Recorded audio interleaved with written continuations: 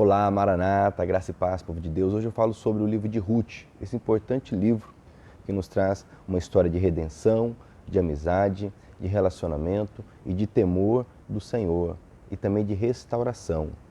Este livro, que na Bíblia cristã está no 8º lugar, logo após o livro dos Juízes, porém na Bíblia hebraica faz parte do conjunto chamado de Escritos, ok? Também faz parte dos 5 rolos, ou Megilot, que são lidos nas festividades judaicas. Interessante porque originalmente o livro de Ruth ele fazia parte do livro dos Juízes, já comentado aqui no canal, um período conturbado, difícil, esse período dos Juízes. Porém, já no início da era cristã ele foi separado e colocado junto aos livros de Cantares, Lamentações, Eclesiastes e Esther, os 5 rolos, ou Megilot. E o livro de Ruth ele é lido justamente na festividade do Pentecostes, ou seja, na festa das colheitas, uma vez que o seu contexto ocorre no período de colheita. E sobre o que trata esse livro? Interessante porque apenas Ruth e Esther, entre os livros da Bíblia, possui o título com o nome de uma mulher. E Ruth, que dá o título desse livro, ela é uma das heroínas, aqui temos também Noemi, porém Ruth é interessante porque ela não fazia parte do povo de Israel, ela fazia parte do povo chamado Moabita. E quem são os Moabitas?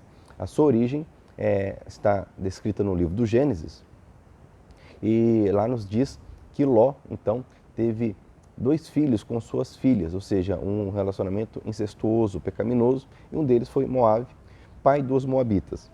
Então era um povo que descendia também da família de Abraão, porém não era o povo de Israel, não descendia diretamente de Abraão. Pois bem, e Ruth então ela é acolhida no povo de Israel, já vamos entender um pouco isso, e é interessante porque ela é uma das 4 mulheres que constam na genealogia do nosso Senhor Jesus o Cristo, conforme registrado em Mateus.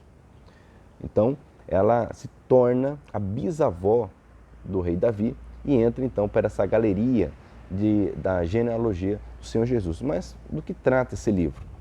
A história começa com Noemi, é uma israelita, e o seu marido Elimeleque, okay? E seus 2 filhos, Mahlon e Quilion. Estão em Israel, porém é um período conturbado e há uma fome na terra. Por conta disso, eles vão para Moabe. Ficam ali um tempo, seus filhos se casam, são noras de Noemi, Orfa e Ruth, aí surge Ruth. Porém, com o tempo, morrem Elimeleque, Mahlon e Quilion. E Noemi, então, se vê desamparada, uma viúva em terra estrangeira, e naquele contexto, onde não havia previdência social, um amparo social por parte do Estado, não havia um mercado de trabalho para as mulheres, e hoje mesmo havendo tudo isso, ainda é difícil para as mulheres. Então, Noemi se vê totalmente desamparada, a viúva fazia parte dessa classe de desamparados. Então, ela resolve retornar para Israel. Ela ouve notícias de que Deus havia visitado novamente Israel. Pois bem, nessa decisão de retornar, Orfa e Ruth dizem que vão retornar com ela, mas ali que, quando Noemi insiste com elas, Orfa desiste e fica com seu povo para retomar sua vida. Mas Ruth, então, ela se aliançando, tendo uma amizade, uma fidelidade para com Noemi, então faz uma declaração, uma das mais belas que tem na palavra do Senhor, que está registrado no capítulo 1, versículo 16. Ruth, porém, respondeu: não insistas comigo, que te deixes e que não mais te acompanhe. Onde fores, irei. Onde ficares, ficarei. O teu povo será o meu povo e o teu Deus será o meu Deus. Uma declaração muito poderosa de fidelidade, num contexto em que cada povo realmente vivia de forma não isolada, porém havia uma identidade muito forte entre os povos. E o estrangeiro não era muito bem visto entre esses povos. Muito embora o povo de Israel tinha uma ordem muito clara do Senhor nos mandamentos de tratar bem o estrangeiro, por quê? Porque eles também foram estrangeiros na terra do Egito. E havia também todo um contexto de idolatria, onde cada povo tinha o seu Deus ou seus deuses, né? Especificamente Israel tinha um Deus, né? Amarás o Senhor teu Deus, Ele é o único Deus. E os demais povos tinham seus panteões, seu conjunto de deuses. E Ruth diz, eu abro mão do meu povo, eu abro mão do meu Deus para ser fiel e andar contigo. E assim elas retornam.